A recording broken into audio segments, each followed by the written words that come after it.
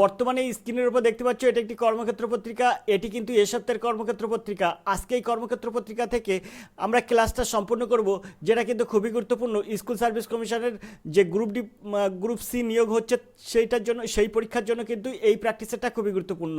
তোমরা ইতিমধ্যে জেনে গেছো 16 তারিখ থেকে কিন্তু ফর্ম ফিল আপ শুরু হচ্ছে ওয়েস্ট বেঙ্গল স্কুল সার্ভিস কমিশনের মাধ্যমে। যে 2989 গ্রুপ সি তোমাদের নিয়োগ হবে, তার কিন্তু প্র্যাকটিস সেট এই প্র্যাকটিস সেটটা। তো এই প্র্যাকটিস সেটটা কেমন হতে চলেছে চলো আমরা সরাসরি দেখে নিই।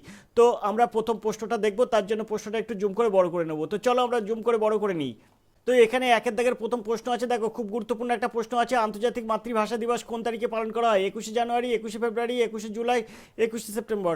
তো এই প্রশ্নের সঠিক উত্তর কী হবে? তো অবশ্যই 21শে ফেব্রুয়ারি কিন্তু আন্তর্জাতিক মাতৃভাষা দিবস পালন করা হয়, অর্থাৎ বিদ্যাক কিন্তু তোমার প্রশ্নের সঠিক উত্তর। 21শে ফেব্রুয়ারি আন্তর্জাতিক মাতৃভাষা দিবস পালন করা হয়। এটি কিন্তু ভাষাগত, সাংস্কৃতিক, বৈচিত্র্যগত ও বহুভাষিকতার গুরুত্ব সম্পর্কে সচেতনতা ছড়িয়ে দেওয়ার জন্য উদযাপিত হয়। বাংলাদেশের উদ্যোগে পালিত হচ্ছে এই আন্তর্জাতিক মাতৃভাষা দিবস। 1952 সালের 21শে ফেব্রুয়ারি থেকে কিন্তু বাংলাদেশ সরকারিভাবে বাংলাকে তাদের মাতৃভাষা হিসেবে ব্যবহার করার জন্য প্রচারণা চালাতে গিয়ে 4 জন ছাত্র নিহত হয়।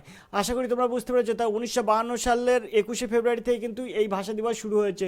তো বিদ্যা কিন্তু এর সঠিক উত্তর। আশা করি তোমরা বুঝতে পেরেছো। চলো আমরা দুয়ের দাগের প্রশ্ন দেখি। দুয়ের দাগের প্রশ্ন আছে পশ্চিমবঙ্গ ভারতের কোন দিকে অবস্থিত? উত্তর দিকে, দক্ষিণ দিকে, পূর্ব দিকে আর পশ্চিম দিকে। তো তোমরা এই প্রশ্নের সঠিক উত্তর কী হবে? তো পশ্চিমবঙ্গ ভারতের কোন দিকে অবস্থিত? এই প্রশ্নের সঠিক উত্তর হবে কিন্তু দক্ষিণ দিকে, অর্থাৎ বিদ্যা হবে কিন্তু সঠিক উত্তর। আশা করি তোমরা বুঝতে পেরেছো। ওয়্যারলেস কমিউনিকেশন কে আবিষ্কার করেন? এখানে তোমার আছে মার্কনি, জগদীশচন্দ্র বসু, ম্যাক্সওয়েল আর নিউটন। তো এই প্রশ্নের সঠিক উত্তর হবে কিন্তু মার্কনি, অর্থাৎ এর দাগ কিন্তু তোমার প্রশ্নের সঠিক উত্তর। প্রথমে তোমরা একটা জিনিস মনে রাখবে, এই যে ওয়্যারলেস, এখানে বলছে ওয়্যারলেস কমিউনিকেশান, এটা কি, বিষয়টা কি? তো ওয়্যারলেস কমিউনিকেশান হলো এমন একটি যোগাযোগ পদ্ধতি যা তথ্য বা ডেটা আদান প্রদানের জন্য কোনো ফিজিক্যাল তারের সংযোগের প্রয়োজন হয় না। এটি রেডিও তরঙ্গ বা মাইক্রোওয়েভ এবং ইনফ্রারেড সিগন্যালের মাধ্যমে তথ্য স্থানান্তর করা হয়। এটা কিন্তু 1894 সালে মার্কনি রেডিও তরঙ্গ ব্যবহার করে একটি ওয়্যারলেস টেলিগ্রাফ সিস্টেম তৈরি শুরু করেন, যা কিন্তু 1988 সালে হেনরিক হার্টজ কর্তৃক তাদের অস্তিত্বের প্রমাণ দেওয়ার পর থেকে পরিচিত ছিল। কিন্তু যোগাযোগের বিন্যাস হিসেবে এটিকে বাদ দেওয়া হয়েছিল, কারণ সে সময় এটি একটি স্বল্প পরিসরের ঘটনা বলে মনে করা হয়েছিল। ওকে, তো এই প্রশ্নের সঠিক উত্তর অবশ্যই তোমরা জানলে। এটা কিন্তু সঠিক উত্তর হবে মার্কনি, আর বিষয়টা কিন্তু তোমাদের পরিষ্কার বলে দিলাম। আমরা 4 দাগের প্রশ্নে চলে যাবো। 4 দাগের প্রশ্ন কী আছে দেখো। 4 দাগের প্রশ্ন আছে পশ্চিমবঙ্গের দোসর বলা হয় কোন রাজ্যকে? এখানে বলছে ঝাড়খণ্ড, বিহার, উড়িষ্যা আর ত্রিপুরা। তো পশ্চিমবঙ্গের দোসর এটা হবে কিন্তু ত্রিপুরাকে বলা হবে, অর্থাৎ দিদা কিন্তু তোমার সঠিক উত্তর হবে। আমরা চলে যাবো পরের প্রশ্নে। পরের প্রশ্ন কী আছে দেখো। পরের প্রশ্ন আছে 5 দাগের প্রশ্ন কোন হরমোন চোখের তারারন্ধ্রকে প্রসারিত করে? এখানে আছে মেলাটোনিন, তারপরে আছে অ্যাড্রিনালিন, ইনসুলিন আর থাইরক্সিন। তো তোমার এই প্রশ্নের সঠিক উত্তর কী হবে? তো এই প্রশ্নের সঠিক উত্তর হবে কিন্তু দেখো, প্রথমত তোমরা একটু শুনে নাও, তারারন্ধ্র এটা কিন্তু চোখের ভিতরে থাকে, চোখের ভিতরে এই তারারন্ধ্র থাকে। আর এই যে অ্যাড্রিনালিন কিন্তু এখানে তারারন্ধ্রকে প্রসারিত করে, অর্থাৎ তোমার দেখার জন্য মানে দৃষ্টিশক্তি বৃদ্ধি করে অ্যাড্রিনালিন হরমোন। ঠিক আছে, তো এই অ্যাড্রিনালিন হরমোন কোথায় থাকে? এটা কিন্তু বৃক্কের ওপর থাকে। আর পাশাপাশি তোমরা আরেকটা জিনিস মনে রাখবে, এই অ্যাড্রিনালিন হরমোনকে কিন্তু বলা হয় বিপদকালীন হরমোন। এটার জন্য পাশাপাশি তোমরা মনে রাখবে। তাহলে আমরা এই প্রশ্নের সঠিক উত্তর পেলাম কিন্তু বিদ্যাগ। আমরা 6 দাগের প্রশ্নে চলে যাব। প্রশ্ন আছে দেখো, কত সালে কলকাতায় মেট্রো রেল চালু হয়? এখানে আছে 1993 সালে, এখানে আছে 1986 সালে, এখানে 1988 সালে, 1984 সালে। তো অবশ্যই ভারতবর্ষের প্রথম মেট্রো রেল সেটা চালু হয় কিন্তু কলকাতায় 1984 সালে, অর্থাৎ দিদ্দাগ হবে সঠিক উত্তর। এরপরে 2002 সালে কিন্তু শুরু হয় কিন্তু দ্বিতীয় মেট্রো রেল চালু হয়, সেটা হচ্ছে কিন্তু দিল্লিতে। আশা করি তোমরা বুঝতে পেরেছো। তো এইভাবে কিন্তু যত জেনারেল স্টাডিজ জানবে ততই কিন্তু তোমরা উন্নতি লাভ করবে। আর এর জন্য কিন্তু আর এডুকেশন স্কুলের হাত তোমাকে ধরতেই হবে। যারা গ্রুপ সি এবং গ্রুপ ডি পরীক্ষা দেবে তাদের জন্য কিন্তু আর এডুকেশন স্কুল সবসময় কিন্তু তোমাদের কাছে বারবার বলে যে আর এডুকেশন স্কুলের কাছে সরাসরি ফোন করো 85 389 82 506 এই নাম্বারে, আর এরকম প্র্যাকটিস সেট কালেক্ট করো এবং আর এডুকেশন স্কুলের হাতটা ধরার চেষ্টা করো। তাহলে তুমিও পারবে কিন্তু জেনারেল স্টাডিজ, অঙ্ক এবং কারেন্ট অ্যাফেয়ার্সের মতন প্রশ্ন সমাধান করতে। আমরা 7 দাগের প্রশ্ন চলে যাবো। 7 দাগের প্রশ্ন আছে মোমবাতি গলে যাওয়া কোন ধরনের পরিবর্তন? ভৌত পরিবর্তন, রাসায়নিক পরিবর্তন, ভৌত এবং রাসায়নিক পরিবর্তন কোনো পরিবর্তন নয়। তো এখানে তোমার সঠিক উত্তর কী হবে? মোমবাতির গলে যাওয়া কোন কোন ধরনের পরিবর্তন? তো এখানে ভৌত পরিবর্তন, রাসায়নিক পরিবর্তন, ভৌত রাসায়নিক পরিবর্তন, কোনো পরিবর্তন হয় না। তো এখানে 7 দাগের সঠিক উত্তর হবে কিন্তু ভালো করে বুঝবে, যদি মোমবাতির দহন হয়, যদি মোমবাতির দহন হয় তাহলে তুমি পাবে ভৌত পরিবর্তন। ভালো করে বুঝবে এই প্রশ্নটা, মোমবাতির দহন হলে ভৌত পরিবর্তন, যদি মোমবাতির জ্বলন হয় তাহলে হবে রাসায়নিক পরিবর্তন। আশা করি তোমরা বুঝতে পেরেছ। মোম বাষ্পীভূত হয় এবং বাতাসের অক্সিজেনের সাথে বিক্রিয়া করে কার্বন ডাইঅক্সাইড এবং জলীয় বাষ্পের মতো নূতন পদার্থ তৈরি করে, তাহলে সেটা কিন্তু রাসায়নিক পদার্থ হচ্ছে। ঠিক আছে? তো তাই এটা হচ্ছে মোমবাতির জ্বলন হলে রাসায়নিক পরিবর্তন হবে, মোমবাতির দহন হলে ভৌত পরিবর্তন হবে। এখানে তোমার প্রশ্ন বলেছে মোমবাতি গলে যাওয়া কোন ধরনের পরিবর্তন। যেহেতু মোমবাতি গলে যাওয়া কোন ধরনের পরিবর্তন বলেছে, তাই তোমাকে উত্তর করতে হবে ভৌত পরিবর্তন এবং রাসায়নিক পরিবর্তন উভয়ই, অর্থাৎ সিদ্ধাক কিন্তু তোমার সঠিক উত্তর। আশা করি বুঝতে পেরেছো। তাহলে এই প্রশ্নের সঠিক উত্তর, এরকম প্রশ্ন কিন্তু পড়বেই। আর এডুকেশন স্কুল তোমাকে বারবার বলছে এরকম প্রশ্ন না পড়লে তোমরা বলবে যে এরকম প্রশ্ন পড়েনি। এই প্রশ্নের প্রশ্নই কিন্তু তোমার এসএসসি গ্রুপ সি এবং গ্রুপ ডিতে কিন্তু পড়বে। West Bengal school service commission কিন্তু এইসব প্রশ্নগুলো ফলো করে। 8 দাগের প্রশ্ন আছে, দেখো কোন নদীকে বাংলার দুঃখ বলা হয়? জলঢাকা, মুন্ডেশ্বরী, দামোদর আর দ্বারকেশ্বর। তো এই প্রশ্নের সঠিক উত্তর তোমরা সবাই জানো, তবু একবার তোমাদের জন্য বলে রাখি, পশ্চিমবঙ্গের সমভূমিতে ভয়াবহ বন্যার কারণে কিন্তু দামোদরকে আগে বাংলার দুঃখ হিসেবে পরিচিত ছিল, দামোদর নদীকে। আশা করি তোমরা বুঝতে পেরেছো। তাহলে সিদ্ধাক হবে কিন্তু সঠিক উত্তর। এইভাবেতে কিন্তু সব প্রশ্নের উত্তর মুখস্থ করতে হয়। আমরা চলে যাবো পরের প্রশ্নে, 9 দাগের প্রশ্নে। 9 দাগের প্রশ্ন কি আছে দেখো, স্বরাজ আমার জন্মগত অধিকার। স্বরাজ আমার জন্মগত অধিকার। 9 দাগের প্রশ্ন আছে, স্বরাজ আমার জন্মগত অধিকার কে বলেছিলেন? নেতাজি সুভাষচন্দ্র বসু, রাসবিহারী বসু, বালগঙ্গাধর তিলক আর মহাত্মা গান্ধী। তো এখানে তোমরা অবশ্যই জানো স্বরাজ আমার জন্মগত অধিকার, এটা কিন্তু বলেছিল বালগঙ্গাধর তিলক, অর্থাৎ সিদ্ধাক কিন্তু তোমার এই প্রশ্নের সঠিক উত্তর। 10 দাগের প্রশ্ন আছে দেখো, ডেভিস কাপ কোন খেলার সঙ্গে সম্পর্কিত? টেনিস, হকি, কাবাডি আর ক্রিকেট। তো এই যে ডেভিস কাপ কিন্তু তোমার পুরুষদের টেনিসের প্রধান আন্তর্জাতিক দল ইভেন্ট। ঠিক আছে? তো এটা কিন্তু টেনিস খেলার সঙ্গে যুক্ত, পুরুষদের টেনিসের জন্য কিন্তু এই ডেভিস কাপ। আমরা 10 দাগের প্রশ্নের সঠিক উত্তর পেলাম এই। এবার আমরা 11 দাগের প্রশ্নে চলে যাবো। 11 দাগের প্রশ্ন কি আছে? 11 দাগের প্রশ্ন আছে দেখো, ভারতের মুখ্য নির্বাচন কমিশনের নিয়োগ করেন কে? সুপ্রিম কোর্ট, রাষ্ট্রপতি, প্রধানমন্ত্রী আর উপরাষ্ট্রপতি। তো ভারতের মুখ্য নির্বাচন কমিশন, ভারতের মুখ্য নির্বাচন কমিশনার নিয়োগ করেন কে? তো এখানে 11 দাগের প্রশ্নের সঠিক উত্তর কি হবে? তো 11 দাগের প্রশ্নের সঠিক উত্তর হবে কিন্তু রাষ্ট্রপতি। বিদ্যাক হবে কিন্তু সঠিক উত্তর। আশা করি তোমরা বুঝতে পেরেছো। চলো 12 দাগের প্রশ্নে চলে যায়। 12 দাগের প্রশ্ন আছে, পশ্চিমবঙ্গের রাজ্য নৃত্য কোনটি? এখানে আছে রাইবেশ নৃত্য, ছৌ নৃত্য, ধনুচি নৃত্য, কোনোটি নয়। তো এই প্রশ্নের সঠিক উত্তর কী হবে? তো এখানে পশ্চিমবঙ্গের রাজ্য নৃত্য, আশা করি এই প্রশ্নের উত্তর হয়ে যাবে কিন্তু ছৌ নৃত্য। ঠিক আছে? তো তোমাদের যদি কোনো তোমরাও যদি এই প্রশ্নের সঠিক উত্তর জানো তাহলে বলবে, অবশ্যই আমি যদি ভুল করে থাকি তাহলে সঠিক উত্তরটা অবশ্যই বলবে। পশ্চিমবঙ্গ রাজ্যের নৃত্য হচ্ছে ছৌ নৃত্য যতটুকু জানি, কিন্তু এই প্রশ্নের সঠিক উত্তর কোনোটি নাও হতে পারে। ঠিক আছে? তো তো তোমরা এই প্রশ্নের সঠিক উত্তর কমেন্ট করবে। তবে পশ্চিমবঙ্গের রাজ্য নৃত্য হচ্ছে ছৌ নৃত্য, যতটুকু আমি জানি তার মধ্যেই আমি তোমাদেরকে বলে দিলাম। 13 দাগের প্রশ্ন কি আছে? 13 দাগের প্রশ্ন আছে, ভারতের সর্বোচ্চ সামরিক পুরস্কার কোনটি? এখানে সর্বোচ্চ সামরিক পুরস্কার কিন্তু বলেছে ভারতরত্ন, পরমবীর চক্র, দাদা সাহেব ফালকে আর দ্রোণাচার্য পুরস্কার। তো দেখো এখানে অনেক সম্মান দেওয়া হয়, ভারতরত্ন দেওয়া হয়, তারপরে ভারতরত্নের সাথে সাথে পদ্মভূষণ, পদ্মবিভূষণ, দ্রোণাচার্য পুরস্কার, এসব কিন্তু অনেক কিছু দেওয়া হয়, অনেক পুরস্কার ভারতবর্ষে কিন্তু দেওয়া হয়। তার মধ্যে বলছে সর্বোচ্চ সামরিক পুরস্কার, সর্বোচ্চ বেসামরিক পুরস্কার হতে পারে সর্বোচ্চ সামরিক পুরস্কার। এখানে বলছে ভারতের সর্বোচ্চ সামরিক পুরস্কার কোনটি? তো এইখানে এই যে ভারতের সর্বোচ্চ সামরিক পুরস্কার, এটা হচ্ছে পরমবীর চক্র, অর্থাৎ বিদ্যাগ হবে কিন্তু সঠিক উত্তর। 13 দাগের সঠিক উত্তর বিদ্যাগ। আমরা চলে যাবো 14 দাগের প্রশ্নে। 14 দাগের প্রশ্ন হচ্ছে, পশ্চিমবঙ্গের উচ্চতম শৃঙ্গ সান্দাকফু কোন জেলায় অবস্থিত? দার্জিলিং, পুরুলিয়া, জলপাইগুড়ি, আলিপুরদুয়ার। তো এই প্রশ্নের সঠিক উত্তর কী হবে? তো তোমরা এই প্রশ্নের সঠিক উত্তর সবাই জানো, সান্দাকফু, যেটা কিন্তু নেপালের ইলাম জেলা এবং ভারতের পশ্চিমবঙ্গের সর্বোচ্চ পর্বতশৃঙ্গ।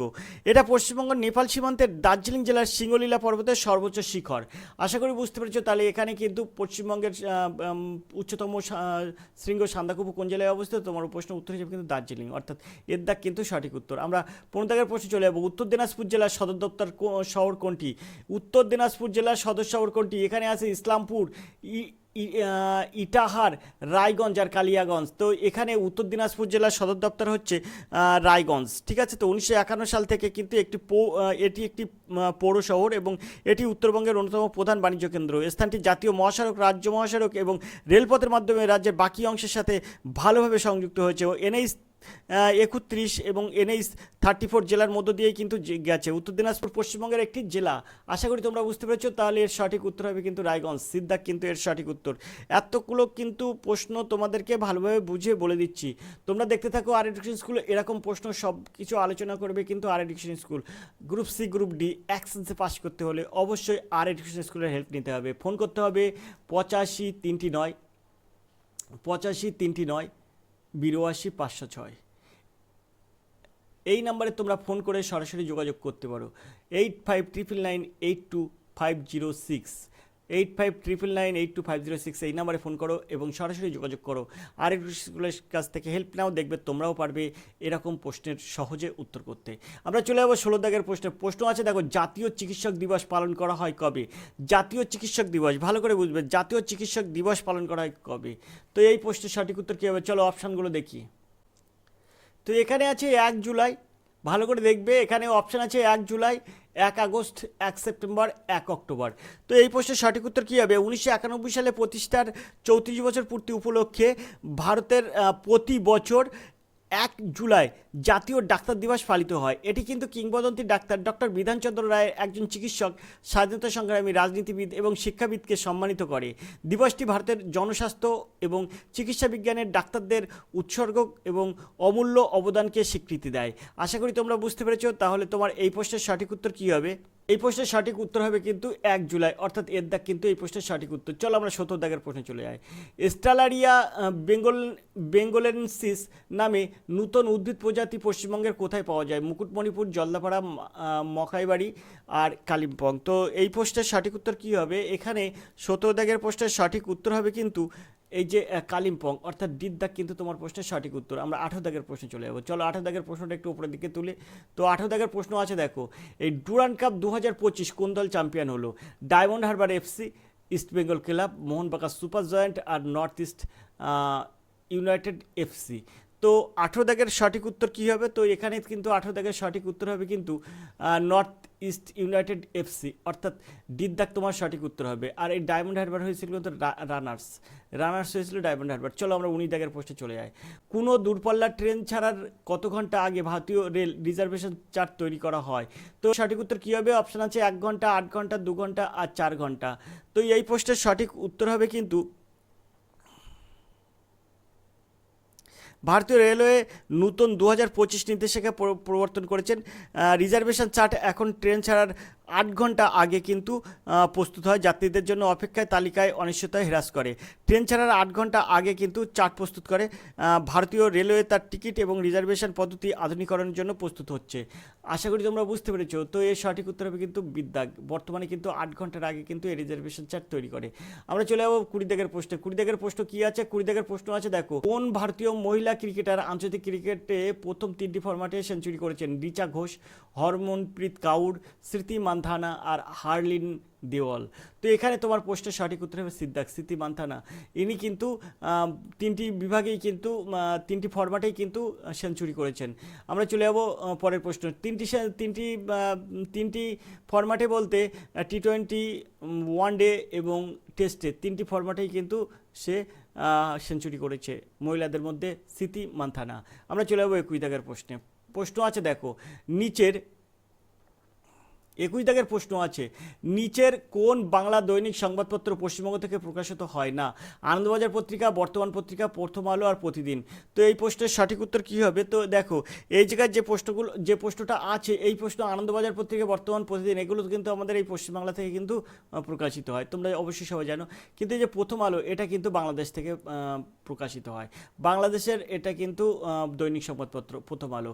তো সিদ্ধাক হবে কিন্তু সঠিক উত্তর। এরকম প্রশ্ন কিন্তু পড়বে, তোমরা মনে করবে না যে এরকম প্রশ্ন পড়বে না, এই সব প্রশ্নই কিন্তু পড়বে। বারবার করে তোমাদেরকে কিন্তু আমি বারবার বলছি যে এরকম প্রশ্ন অবশ্যই পড়বে। আর এইসব প্রশ্ন দেখতে থাকো আর এডুকেশন স্কুল যতদিন না তোমার এই West Bengal SSC group C এবং গ্রুপ ডি পরীক্ষা হচ্ছে, ততদিন কিন্তু এই ক্লাসটা চলতে থাকবে। গ্রুপ সি এবং গ্রুপ ডির জন্য যদি তুমি এরকম প্র্যাকটিস সেট পেতে চাও, তাহলে অবশ্যই ফোন করো 85 339 82 506 এই নাম্বারে। কারণ প্র্যাকটিস সেট যত তুমি প্র্যাকটিস করবে, ততই কিন্তু তুমি উন্নতি সাধন করবে এবং তোমার পরীক্ষায় পাশ করার এক ধাপ এগিয়ে যাবে। তো এরকম প্র্যাকটিস সেট বারবার প্র্যাকটিস করলে কিন্তু তুমি সহজেই তোমার গ্রুপ সি গ্রুপ ডি পরীক্ষায় উত্তীর্ণ হয়ে যাবে। গ্রুপ সি এবং গ্রুপ ডি পরীক্ষায় উত্তীর্ণ হবে। চলো আমরা চলে যাবো পরের প্রশ্নে, 22 দাগের প্রশ্নে। 22 দাগের প্রশ্ন আছে দেখো, এখানে আছে হারেলা উৎসব 2025 কোন রাজ্যে পালিত হয়? হারেলা উৎসব 2025 কোন রাজ্যে পালিত হয়? হরিয়ানা, উড়িষ্যা, উত্তরাখণ্ড আর কেরল। তো এখানে 22 দাগের প্রশ্নের সঠিক উত্তর কী হবে? তো হারেলা উৎসব 2025 এটা কোন রাজ্যে পালিত হয়? তো এর সঠিক উত্তর হবে কিন্তু সিদ্ধাগ, উত্তরাখণ্ড। 22 দাগের সঠিক উত্তর হবে কিন্তু সিদ্ধাগ। আমরা চলে যাবো পরের প্রশ্নে। পরের প্রশ্ন আছে 23 দাগের প্রশ্ন। বর্তমানে পশ্চিমবঙ্গের মুখ্য সচিব কে নিযুক্ত আছেন? মনোজ আগরওয়াল, মনোজ তিওয়ারি, মনোজ পন্থ আর মনোজ ভার্মা। তো এই প্রশ্নের সঠিক উত্তর হবে কিন্তু সিদ্ধার্থ, মনোজ পন্থ হচ্ছে বর্তমান পশ্চিমবঙ্গের মুখ্য সচিব হিসেবে নিযুক্ত আছেন। আমরা 24 দাগের প্রশ্নে চলে যাবো। 24 দাগের প্রশ্ন আছে দেখো, ভারতে প্রথম সুপার ক্যাপাসিটার উৎপাদন কেন্দ্র কোথায় চালু হয়? এখানে কিন্তু অপশন আছে কেরল, পশ্চিমবঙ্গ, মধ্যপ্রদেশ, তামিলনাড়ু। তো তোমার এই প্রশ্নের সঠিক উত্তর কী হবে? ভারতের প্রথম সুপার ক্যাপাসিটার উৎপাদন কেন্দ্র কোথায়? তো তোমার এই প্রশ্নের সঠিক উত্তর হবে কিন্তু এদ্দাক, কেরলে। ঠিক আছে, আমরা 25 দাগের প্রশ্নে চলে যাব। নমস্তে। নমস্তে প্রকল্পটি কাদের সহায়তার জন্য তৈরি হয়েছে? নর্মদা ও সেপ্টিক ট্যাঙ্ক কর্মীদের জন্য, রেল কর্মীদের জন্য, পরিযায়ী শ্রমিকদের জন্য, নির্মাণ কর্মীদের জন্য। তো অবশ্যই তুমি জানো এটা কেন্দ্র সরকারের প্রকল্প নমস্তে। এই প্রকল্পটি কিন্তু নর্মদা ও সেপ্টিক ট্যাঙ্ক কর্মীদের জন্য এটা কিন্তু এই প্রকল্পটি তৈরি হয়েছে। 25 দাগের সঠিক উত্তর হবে কিন্তু ইদ্দাগ। চলে যাবো আমরা 26 দাগের প্রশ্নে।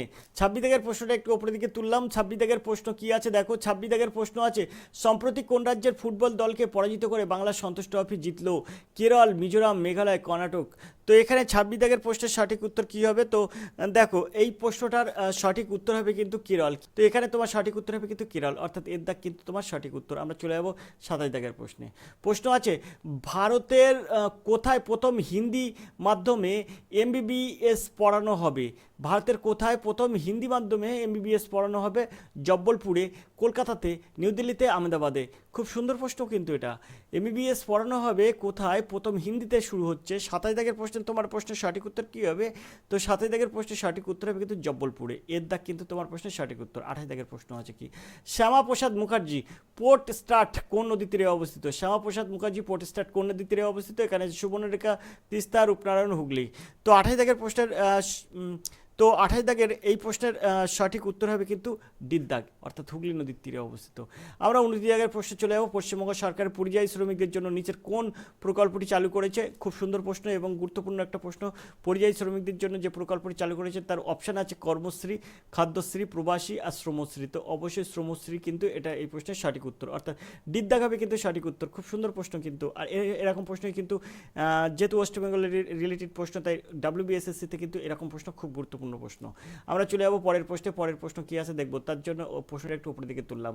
30 দাগের প্রশ্ন আছে দেখো, এখানে আমরা 30 দাগের প্রশ্ন চলে যাবো। এখানে লেখা আছে দেখো, স্কুল সার্ভিস কমিশনের মাধ্যমে 2989 গ্রুপ সির প্র্যাকটিস সেট। তো আমরা 30 দাগের প্রশ্ন দেখবো 8 পাতার পরে। তো 8 পাতা আগে আমরা চলে এসেছি, 8 পাতার পরে 9 পাতা আমরা কিন্তু চলে এসেছি। 30 দাগের প্রশ্ন আছে, সম্প্রতি কেন্দ্রীয় অর্থমন্ত্রী নির্মলা সীতারামন কোথায় কর্পোরেট ভবন উদ্বোধন করলেন? কলকাতায়, ভুবনেশ্বর, পাটনায় আর সুরাটে। তো তোমার প্রশ্নের সঠিক উত্তর কী হবে? তো এখানে 30 দাগের সঠিক উত্তর হবে কিন্তু যে কলকাতা আছে, কলকাতায় কিন্তু এই প্রশ্নের সঠিক উত্তর হবে। আর এটা কিন্তু ওয়েস্ট বেঙ্গল রিলেটেড প্রশ্ন। তো এই প্রশ্নটা কিন্তু তোমার কিন্তু যেহেতু উত্তরটা ওয়েস্ট বেঙ্গল রিলেটেড, তাই প্রশ্নটা কিন্তু খুবই গুরুত্বপূর্ণ, ভালো করে মুখস্থ করে রাখবে। চলে যাবো আমরা পরের প্রশ্নে। পরের প্রশ্ন দেখবো কী আছে। তো ইংরেজি প্রশ্ন আর একটু স্কুল করবে না। আমরা চলে যাবো পরের প্রশ্নে, অর্থাৎ অঙ্ক প্রশ্ন শুরু করব। তোমরা অবশ্যই জানো জেনারেল স্টাডিজ, কারেন্ট অ্যাফেয়ার্স আর ইংলিশ এবং অঙ্ক পড়বে। তো অঙ্ক থেকে কিন্তু আমরা পরের প্রশ্ন শুরু করব। 45 দাগ পর্যন্ত 45 দাগের পর্যন্ত কিন্তু ইংলিশ আছে, 46 দাগ থেকে অঙ্ক আছে। তো আমরা অঙ্ক প্রশ্ন শুরু করব। তো চলো 46 দাগের অঙ্ক কী আছে দেখে নিই।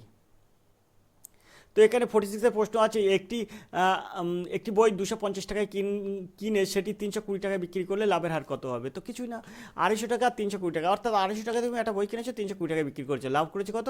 70 টাকা। 70 টাকা কত টাকায় 70 টাকা লাভ হয়? 250 টাকায় 70 টাকা লাভ হয়। 1 টাকায় কত আর 100 টাকায় কত? তাই তুমি কি করবে, যে 70 টাকা যেটা বিক্রি করেছো মানে লাভ হয়েছে সেটা উপরে দেবে, আর 250 যেটা কিনেছো সেটা নিচে দেবে। ওকে, এর সঙ্গে 100টা গুণ করে দেবে, ব্যাস তোমার শতকরা লাভ কত হয়ে গেল, বেরিয়ে গেল।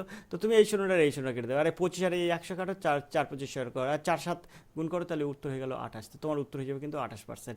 এভাবে কিন্তু এরকম সহজেই সমাধান করা যায়। আর অঙ্ক একদম মুখে মুখে অঙ্ক না করতে পারলে কিন্তু তুমি কিছু করতে পারবে না। তার জন্য আরেকটু স্কুলে হেল্প লাগবেই তোমাকে। আর স্কুলের তুমি হাত ধরবে, দেখবে তুমি কিন্তু পারবে এরকম মুখে মুখে অঙ্ক সমাধান করতে। আমরা 47 দাগের প্রশ্ন চলে যাবো। প্রশ্ন আছে দেখো, নিচের সমানুপাতে এক্স এর মান নির্ণয় করুন। এখানে আছে এক্স 18:5:2। তো এখানে তুমি এটাকে কিভাবে সমাধান করবে? তো দেখো আমি এই জায়গাটায় তোমাদেরকে আবার দেখিয়ে দিচ্ছি এটা তুমি কিভাবে সহজে সমাধান করবে। খুব সুন্দরভাবে তুমি এটা সহজে সমাধান করতে পারবে। আমরা একটু উপরের দিকে তুলে নিলাম, উপরের দিকে তুলে নেওয়ার পরে কিন্তু আমরা এটা দেখছি। তো দেখো এখানে আমরা প্রথমে দেবো x/18, আর এখানে দেবো সমান সমান 5/2।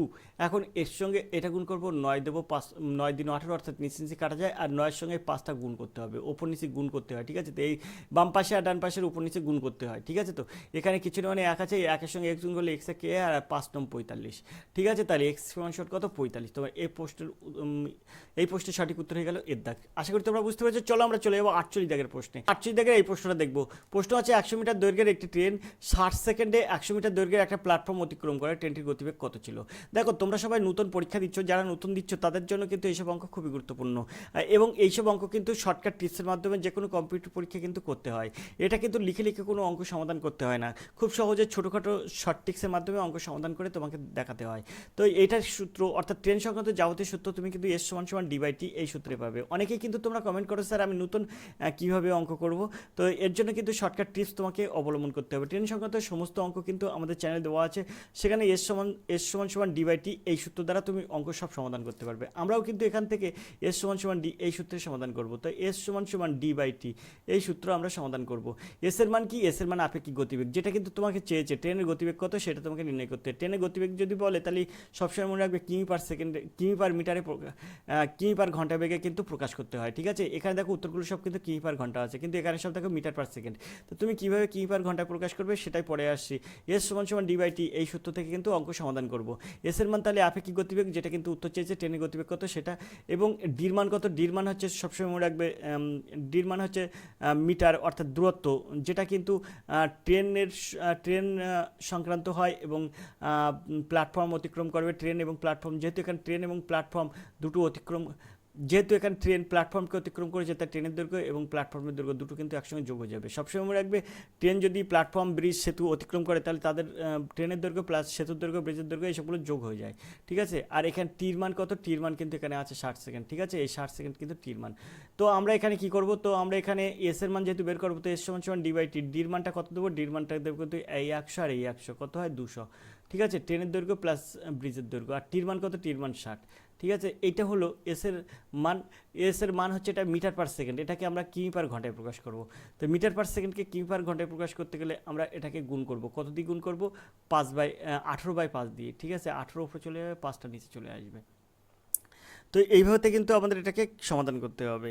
তো এখান থেকে আমরা খুব সহজে এটা সমাধান করব। তো এই 0 আর এই 0 কাটবো, ঠিক আছে? তো আর এই 6 আর এই 18 কাটলে এখানে হয়ে যাবে 3, আর এই 5 আর এই 20 কাটলে হয়ে যাবে 4।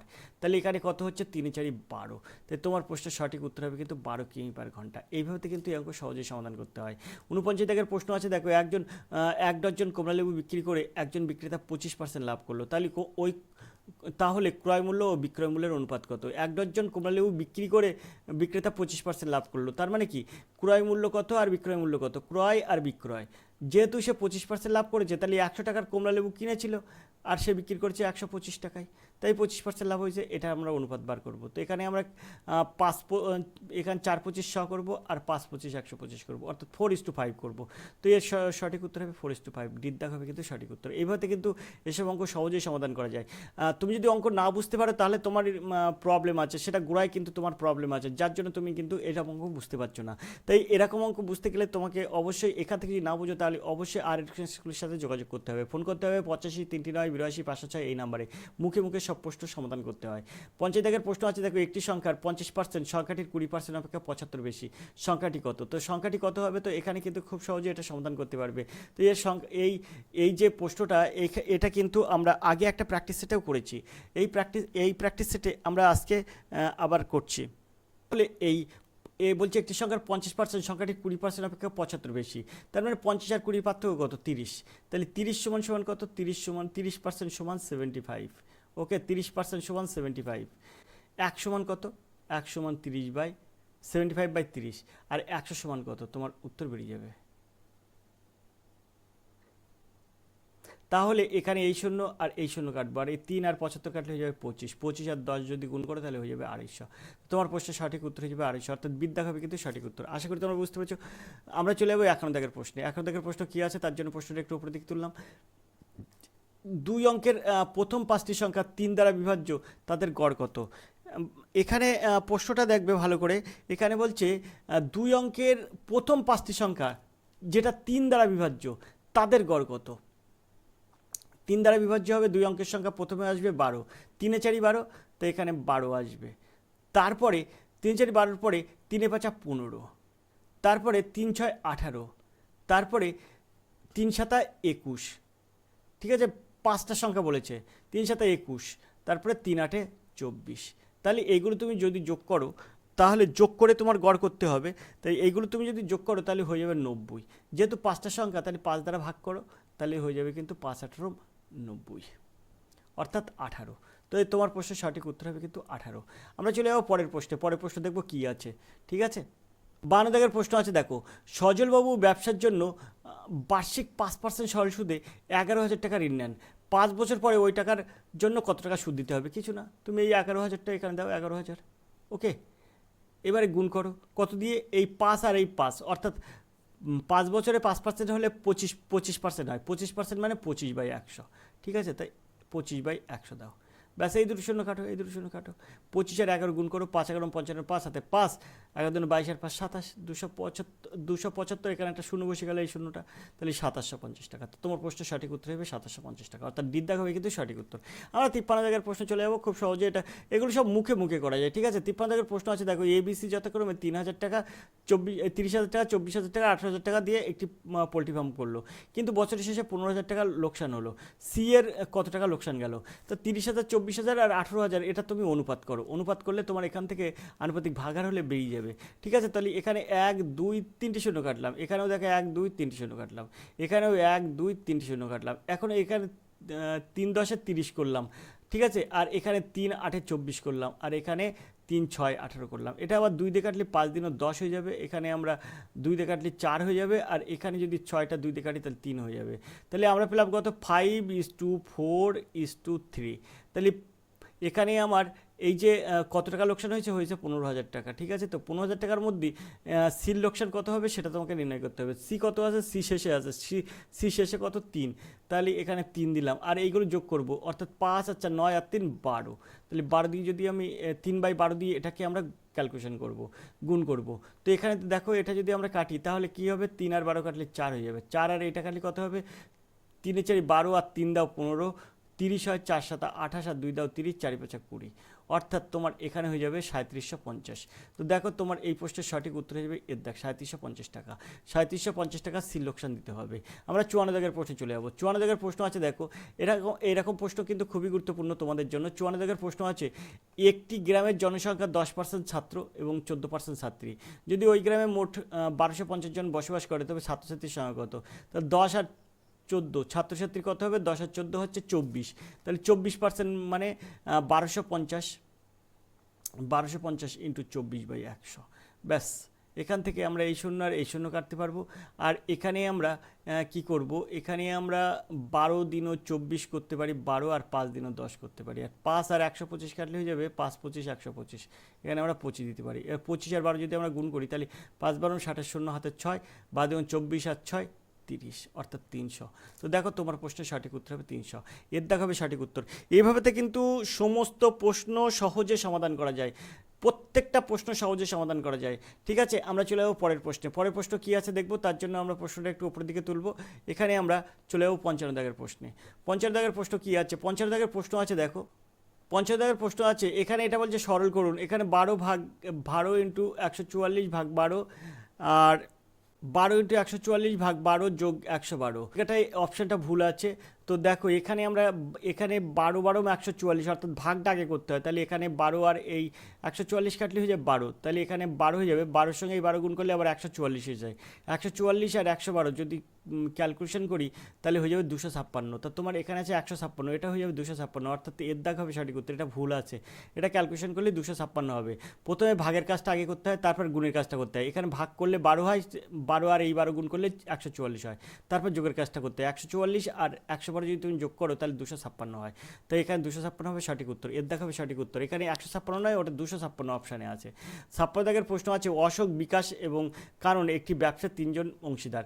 যদি অশোকের মূলধন বিকাশের মূলধনের দ্বিগুণ হয় এবং বিকাশের মূলধন কারণের মূলধনের 3 গুণ হয়, তাহলে অশোক এবং বিকাশ এবং কারণের মূলধন কত? তাহলে ভালো করে বুঝবে, এখানে বলছে যদি অশোকের মূলধন বিকাশের মূলধনের দ্বিগুণ হয়, তাহলে অশোক প্রথমে, তাহলে অশোক যদি 6 হয় তাহলে বিকাশ 3 হবে, ঠিক আছে। আর বিকাশের মূলধন কারণের 3 গুণ, তাহলে কারণের যদি 1 হয় তার 3 গুণ হচ্ছে এই যে বিকাশ হয়ে গেল। আশা করি বুঝতে পেরেছো। তাহলে এখানে তোমার কি হলো, 1-এর সাথে 3 গুণ, 3-এর সাথে 2 গুণ, তাহলে দেখো 6:3:1, অর্থাৎ অশোক, বিকাশ এবং কারণের মূলধন অনুপাত 6:1, অর্থাৎ ডি দেখা হবে কিন্তু সঠিক উত্তর। আশা করি বুঝতে পেরেছি। এগুলো মুখে মুখে করতে হয়, এই কোনো অঙ্ক করে সমাধান করার আগে তোমার কিন্তু এগুলো মুখে মুখে সমাধান হয়ে যায়, ঠিক আছে। তো আমরা 57 এই প্রশ্ন দেখবো, একটি দূরপাল্লা ট্রেনের গতিবেগ ঘন্টায় 111 কিলোমিটার, 1332 কিলোমিটার পথ যেতে কত সময় লাগবে? তো কিছু না, এই 111কে এই 1332কে এই 111 দ্বারা তুমি ভাগ করে দেবে, দিলে এখানে উত্তর হয়ে যাবে 12, ক্যালকুলেশন করলে হবে 12, তো 12 ঘন্টা হবে সঠিক উত্তর। আমরা 18 দাগের প্রশ্নে চলে যাবো। প্রথম 7টি বিজোড় সংখ্যার সমষ্টি 17, প্রথম 7টি বিজোড় সংখ্যার সমষ্টির সঙ্গে 17 বিয়োগ করলে প্রদত্ত বিকল্পের কোন সংখ্যাটি হবে? তো প্রথম 7টি বিজোড় সংখ্যা, তো তুমি দেখো 1 হচ্ছে একটা বিজোড় সংখ্যা, 3, তারপরে 1 3,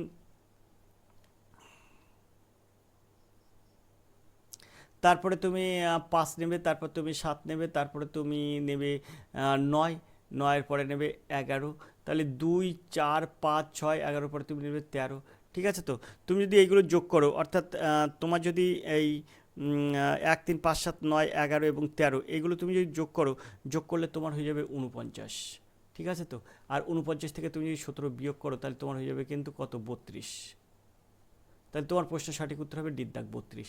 আশা করি তোমরা বুঝতে পারছো। 18 দাগের সঠিক উত্তর হবে কিন্তু ডি দাগ। আমরা চলে যাবো পরের প্রশ্নে, 59 দাগের প্রশ্নে। 59 দাগের প্রশ্ন কি আছে, রোহন ও রাহুলের বয়সের অনুপাত 7:4, তাহলে রাহুলের বয়স 16 বছর হলে রোহনের বয়স কত?